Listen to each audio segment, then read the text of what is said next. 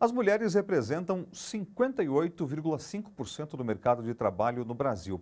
Essa participação vem aumentando ano a ano, mas os salários não acompanham.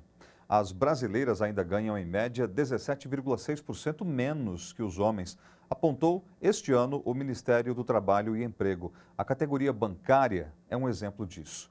E agora, em campanha nacional unificada, discute a igualdade de oportunidades. Acompanhe na reportagem de Jô Miyagi.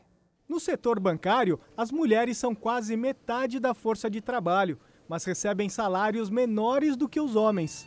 E ao invés dessa defasagem salarial diminuir, nos últimos anos ela tem se acentuado. Em 1994, a remuneração dos homens era 21% maior do que o das mulheres. Neste ano subiu para 24%. Exatamente por uma questão de discriminação, né? O mercado de trabalho reproduz essa cultura preconceituosa, machista, né, que a gente vê na sociedade. E nós precisamos, e por ausência de políticas afirmativas que promovam a igualdade. Relatórios publicados pelos bancos e analisados pelo Sindicato dos Bancários revelam uma desigualdade ainda maior na ocupação das funções de diretoria. As mulheres estão pouco presentes nos cargos estratégicos dos maiores bancos brasileiros, em taxas que variam entre apenas 4% e 20%.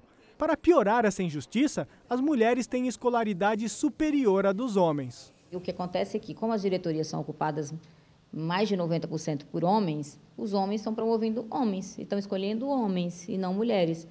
Apesar delas terem, na nossa categoria, um grau de escolaridade maior que a dos homens. Então, 75% das mulheres da categoria bancária têm superior completo e 69% dos homens, né? Então, não é nenhuma questão de qualificação ou de formação profissional. Para discutir esses e outros assuntos, representantes dos bancários e dos banqueiros realizaram mais uma rodada de negociações. Também foram discutidas a falta de igualdade de oportunidades, baixa presença de funcionários negros e deficientes, além da insegurança nas agências, que põe em risco a vida de clientes e funcionários. Qual a solução para isso? A solução, por exemplo, para a saidinha bancária, é você implementar dentro das agências bancárias os biombos. Ou seja, eu vou sacar, ninguém precisa saber que eu saquei. Não pode estar a fila vendo o que você está fazendo no caixa. Tem que ter uma separação, uma divisória.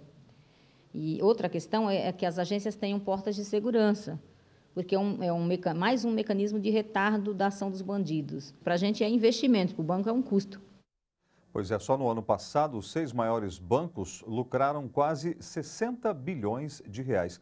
Portanto, é claro que eles têm recursos para investir na segurança.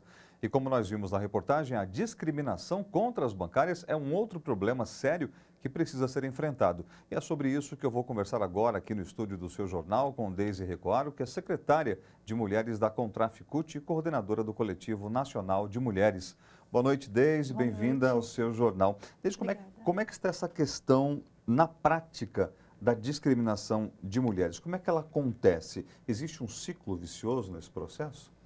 Sim, as mulheres, e aí eu vou fazer um parênteses já, né, do acesso ao emprego bancário, nós não temos grandes barreiras, né? Então, essas mulheres entram em massa na categoria, são praticamente metade, sendo que nos bancos privados em alguns bancos, chegamos a ser quase 60% do quadro de funcionários. Porém, existe uma discriminação na contratação de mulheres negras. A participação das mulheres negras, por exemplo, representa apenas 8% da categoria. Então, essa sofre com a dupla discriminação e a racial com muito mais força, né?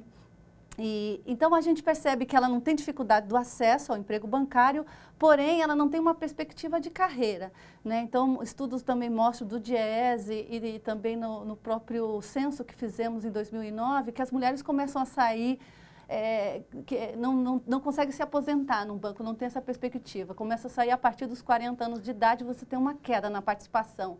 E eu acho que tem um dado muito importante, que uma mulher, por exemplo, com um doutorado na categoria, ela ganha, em média, menos 56% que um homem com o mesmo título, né? Isso não quer dizer que eles estão na mesma função, significa que, por mais que ela tenha investido na sua formação, né, e chegar a um título de doutorado, ela vai ganhar menos 56% que um homem com o mesmo título. E que tipo de medida os bancos têm que tomar para garantir esse acesso das mulheres? Bom, essa é uma luta histórica, primeiro, das mulheres. Então, assim, a mobilização e a organização das mulheres trabalhadoras e as mulheres bancárias já é histórica, né? Então, eu acho que uma das medidas passa principalmente por essa consciência, né, de que é preciso mudar esse quadro.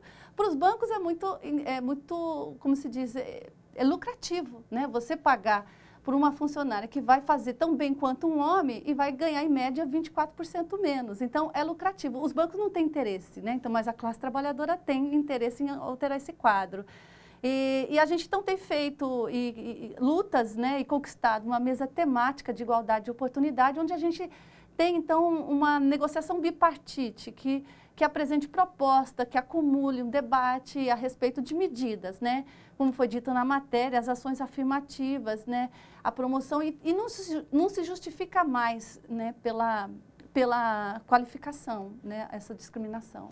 Nós vamos ver uma reportagem, Deise, já voltamos a nos falar. Tá bem. Não bastasse a discriminação, as bancárias também são vítimas de assédio sexual dentro do local de trabalho. Em campanha unificada, o sindicato está propondo que as empresas adotem cláusula referente à prevenção e combate ao assédio sexual. E para alertar as trabalhadoras, lançou uma cartilha de orientação. Para começo de conversa, a cartilha elaborada pelo Sindicato dos Bancários define o que é assédio sexual, um tipo de chantagem feita por um superior hierárquico. É uma insinuação ou proposta sexual repetida e não desejada por uma das partes. Assédio não é cantada nem paquera.